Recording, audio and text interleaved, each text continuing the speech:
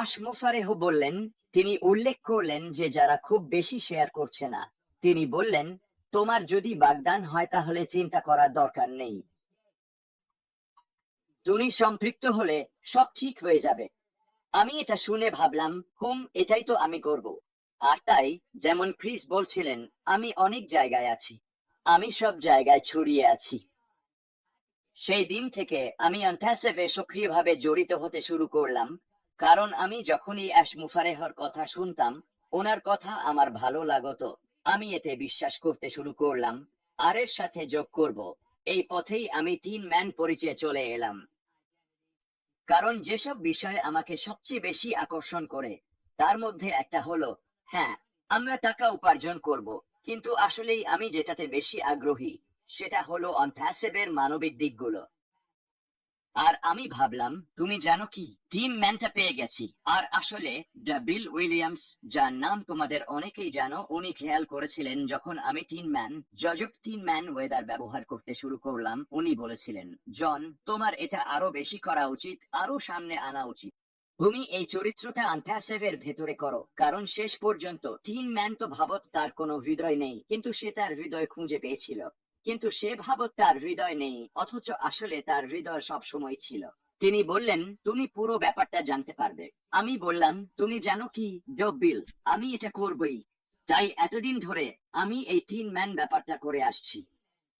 যেমনটা বলেছি, আমি খুব বেশি প্রেজেন্টেশন দিই না, কিন্তু আমি নিজেকে উপস্থাপন করি সেই 3 ম্যান হিসেবে যার মানবতার জন্য হৃদয় আছে।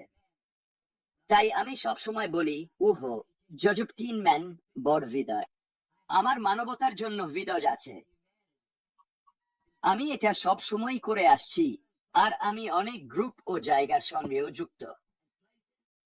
তাই যখন আমি আনপ্যাসিভে এগিয়ে যাচ্ছিলাম, তখন যেমনটা বলি, আমার সঙ্গে যারা ছিল, তারা সবাই ছিল অন্য ফাউন্ডার। একটা সময় ছিল যখন আমাদের অনুমতি দেওয়া হয়েছিল ওই ওই ওই পেন্ডিং ফাউন্ডার পজিশন গুলো অফার করার, যেগুলো খালি ছিল আমাদের কাছে। আমার কাছে কয়েকশো ছিল। প্লিজ এটা মনে রাখবে, আমার কাছে অনেক লোক ছিল। তো আমাদের যখন অনুমতি দেওয়া হয়েছিল সেগুলো মানুষকে অফার করার, আমি অফার করেছিলাম কয়েকজন সহ ফাউন্ডারকে। কিছু জনকে অফার করতেও হয়নি। তারা শুনলো, জানো তো, তারা হয়তো জানে আমাদের মধ্যে কিছু জনের আছে। তখন তারা জিজ্ঞেস করলো, কয়েকজন তো সরাসরি বলল, বলতো, জন, তোমার কাছে একটা আছে। আর আমি বললাম, নিশ্চয়ই, আমি একটা নেব। মানু তাদের মধ্যে একজন, জিনা লেভা তাদের মধ্যে একজন। অনেকেই যাদের তুমি খুব ভালো চেনো, তারা আসলে শেষ পর্যন্ত আমি মনে করি তারা আমার টিমের অংশ হয়ে গেছে, বুঝলে তো। যাই হোক, সেখান থেকে আমি এগিয়ে গেলাম, আমি যুক্ত হয়ে পড়লাম। আমি অনেক অনেক অনেক অনেক গ্রুপে ছিলাম, আমি এখনো সেগুলোতে আছি। এক সময় আমি কিছু গ্রুপের এক ধরনের নেতা হয়ে উঠেছিলাম। আমি কয়েকটি গ্রুপের মেন্টর হিসেবে আছি। আমি সিঙ্গাপুরে একটি পাসোপাস গ্রুপের হোস্ট লিডার। আমি আমি একটি গ্লোবাল মুভমেন্টের ম্যানেজিং ডিরেক্টর, যেটা পুরোপুরি হৃদয় দিয়ে করা, এটা বলতেই হবে। আর সিঙ্গাপুরের লেডিদের কথাও বলতে হবে। সেখানে কুমরান নামে একজন আছেন, কুমরানকে ভুলতে চাই না। কিন্তু উনি আর আরো কয়েকজন মহিলা। আমাদের ব্যবসায় এই গ্রুপের মিশন আসলে মানবিক দিকগুলোর জন্যই। এখন আপনি জানেন কিভাবে সবকিছু বদলাচ্ছে, তাই হয়তো এটা আর ওবলেস থাকবে না, কিন্তু একটা জিনিস আছে যেটা কখনোই বদলাবে না। আপনি জানেন, আমরা যেমন বলি, এমনকি আশমুফারেহ বলেন, একটাই জিনিস একই থাকবে, সেটা আমি কোথাও যাচ্ছি না, আমি এখানেই থাকবো, আর এটা একই থাকবে। কিন্তু উনি এটা বলেন না। আর আমি মনে করি আপনি যদি একটু ভাবেন, তাহলে দেখবেন হয়তো এর নাম আর ওবলেস থাকবে না, কিন্তু তার মানে এই নয় যে আমাদের সব প্রোগ্রাম বা মানবিক উদ্যোগ বন্ধ হয়ে যাবে, কারণ শেষ পর্যন্ত ওয়ান গ্লোবাল মুভমেন্ট তো কোথাও যাচ্ছে না। আরো একটা কথা বলি, আজ আমি আরেকজনকে বিশেষভাবে উল্লেখ করতে চাই, মাইলো। মাইলো এমন একটা উদ্যোগ শুরু করেছে যার নাম গ্লোবাল ওয়ার্ল্ড চেঞ্জার্স। আমি মাইলোর সঙ্গে সেই উদ্যোগেও সাহায্য করছি।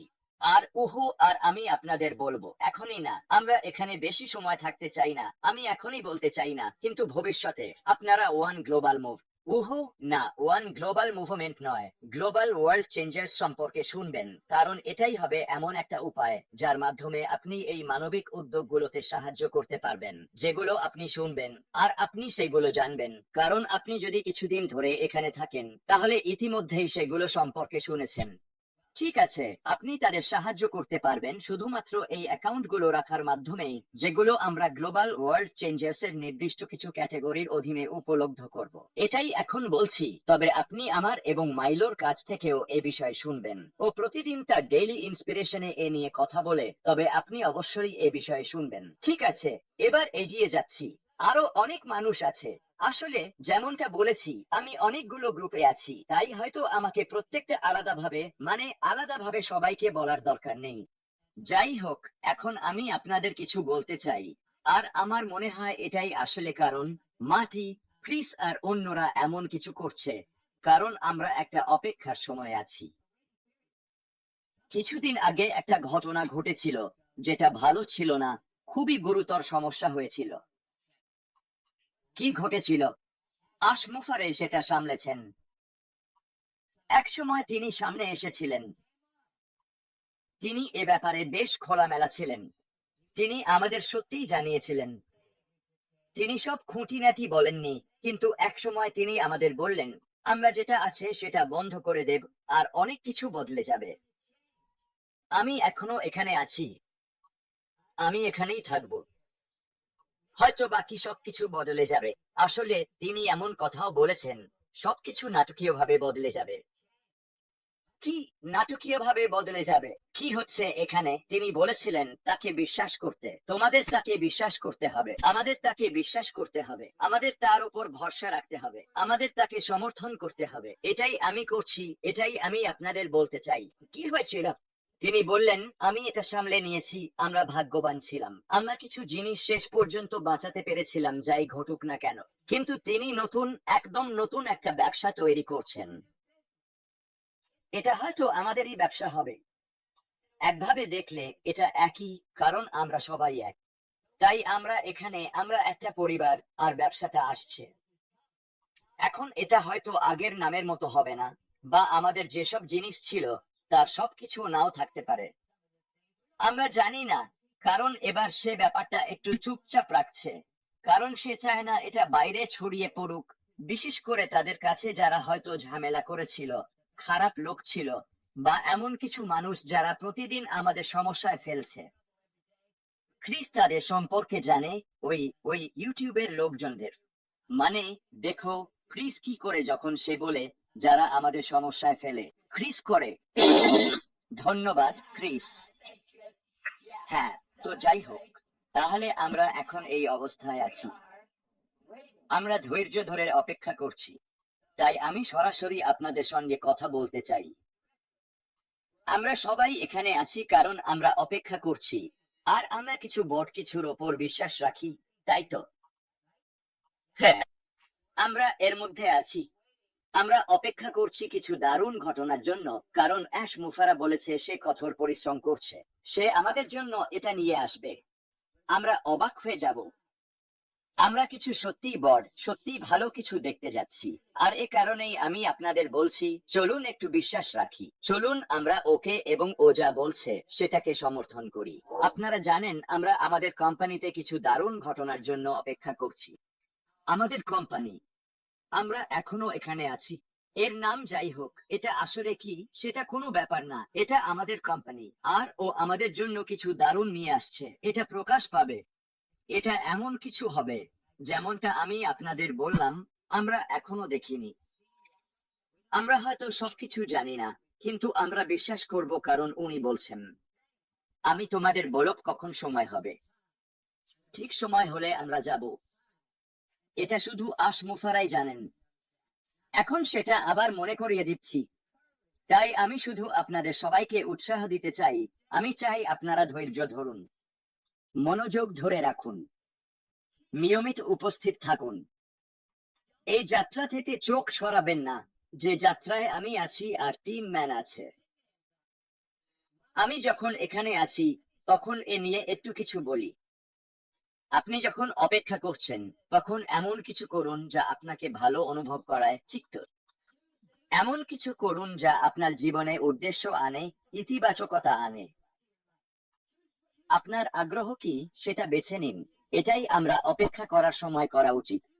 অন্য কিছু করুন এবং ধৈর্য ধরে অপেক্ষা করুন, কিন্তু সংযুক্ত থাকুন, এখানেই থাকুন। আমি শুধু একজন লোক একটা মেসেজ পাঠিয়েছিল, আপনি প্রতিদিন আসেন কিন্তু আমাদের কিছু বলেন না। শুনুন, আমি প্রতিদিন আসি কারণ আপনাদের জানাতে চাই যে এই কোম্পানি, যেমন জন বারিলা বললেন, কোথাও যায়নি। আমার কাছে সব আপডেট নেই, আমার কাছে নেই। ওটা অ্যাশের দায়িত্ব আমাদের সেটা জানানোর। আমার মনে হয় খুব শিগগিরই, এটা আমার মতামত, আপনি ওনাকে দেখতে পাবেন। তিনি বলেছিলেন, আমি সবাইকে মনে করিয়ে দিতে চাই। অনেকেই বলেন, আচ্ছা ক্রিস, উনি তো বলেছিলেন উনি প্রতি সপ্তাহে আসবেন। না না, তিনি যা বলেছিলেন তা হলো, যদি বলার মতো কিছু থাকে তাহলে তিনি প্রতি সপ্তাহে আসবেন এবং আমাদের জানাবেন।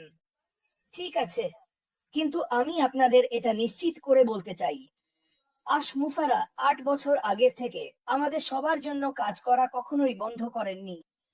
আমার ভাই কয়েকদিনের জন্য আমার সঙ্গে আছে, সে কিন্তু খুব একটা বিশ্বাসী নয়, বুঝলেন তো। আমি রাত ২টা পর্যন্ত ওর সঙ্গে এ নিয়ে কথা বলছিলাম। আমি ওকে বললাম, সে বলল, প্লিজ, আমি তোমার স্বপ্ন ভঙ্গ করতে চাই না। আমি বললাম, শোনো, তুমি আমার স্বপ্ন ভঙ্গ করতে পারবে না। আমি এই কোম্পানি আর আশ নামের মানুষটিকে মন প্রাণ দিয়ে বিশ্বাস করি। কেউ আমাকে অন্যভাবে বোঝাতে পারবে না, কেউ আমার মন বদলাতে পারবে না। এটাই আমি আপনাদের সবার কাছে চাই। সোশ্যাল মিডিয়ায় গিয়ে কারো কিছু বলা বা প্রচার করা খুবই সহজ। ইন্টারনেটে যে কেউ খারাপ ব্যবহার করতে পারে, এটা করা খুবই সহজ। চেষ্টা করুন সদয় হতে। আমি বলি, আশমুফারা এমন কিছু করছেন যা আমি ১০০% বিশ্বাস করি, মানবতার জন্য সাহায্য করার মানসিকতা থেকে। এটাই শেষ কথা। তুমি আমাকে আর কিছু বললেও শোনার নেই, এটাই জানার জন্য আমার যথেষ্ট ছিল। এটাই আমাকে পিটার সোর্সের মাধ্যমে এই কোম্পানিতে নিয়ে এসেছে। এই মানুষটা শুধু পৃথিবীটা বদলাতে চায়। হে ভগবান। আর আর তুমি কি মনে করো, আমি তোমাকে জিজ্ঞেস করছি, তুমি কি মনে করো এই মুহূর্তে পৃথিবীর সত্যিই পরিবর্তন দরকার? ঠিক আছে, আমরা বোমা, পারমাণবিক অস্ত্র আর এসব পাগলামি নিয়ে বেশি কথা বলি, অথচ আমাদের কথা বলা উচিত সেই সব মানুষদের নিয়ে যারা সত্যিই পৃথিবীটা বদলাতে চায়। যে দেশগুলো এখন যুদ্ধের মধ্যে দিয়ে যাচ্ছে, সেই সব দেশের মানুষের জন্য আমার হৃদয় কাঁদে। কারণ আমার মতো আর জনের মতো অনেকেই বাড়িতে বসে আছে, জানে না কখন কি একটা ভয়ঙ্কর কিছু তাদের ওপর এসে পড়বে, তাদের জীবন কেড়ে নেবে। আমি ধন্য যে আমি যেখানে থাকি সেখানে থাকতে পারছি। আমি ধন্য যে আমি এই কোম্পানিতে আছি। আমি ধন্য যে জন বারিলার মতো বন্ধু আমার আছে। ঠিক আছে, এই কোম্পানি, আবারও বলছি, কোথাও যাচ্ছে না।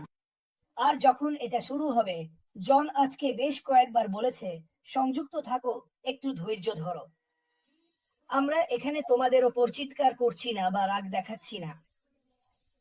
জন যেখানে পারে সাহায্য করে, আমিও যেখানে পারি সাহায্য করি। কিন্তু অনেক মেসেজ আসে, আর সমস্যা হচ্ছে অনেক মানুষকে ভিন্ন কিছু বলা হচ্ছে। আমাদের মধ্যে কিছু বড় নেতা আছেন যারা এখন অন্য একটা কোম্পানিকে এগিয়ে দিচ্ছেন। তোমাদের ওপরও চাপ পড়ছে।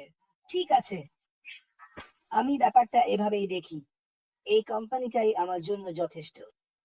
বাইরে আর কিছুই আমি দেখি না।